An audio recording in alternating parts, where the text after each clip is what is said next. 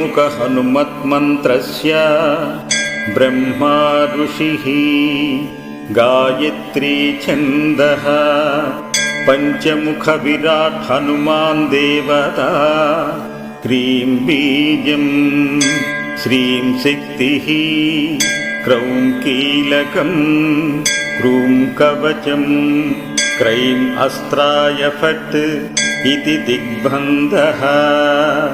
श्रीगरुड उवाच अदध्यानं प्रवक्ष्यामि शृणु सर्वाङ्गसुन्दरी यत्कृतं देवदेवेन ध्यानं हनुमतः प्रियम्।